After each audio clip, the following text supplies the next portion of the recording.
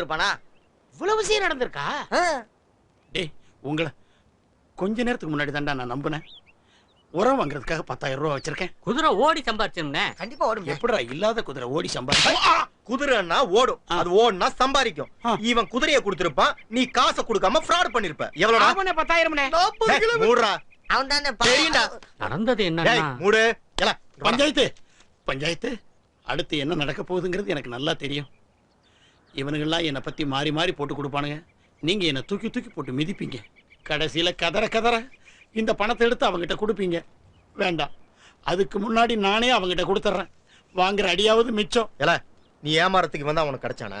இனிமே இந்த ஊருக்குள்ள உன்னை பார்த்தான்னு வச்சுக்கிய தொலைச்சு விடு. எல இவன் கூட சேரக்கூடாது. சேர்ந்துட்டு இருக்கீங்க. தாடா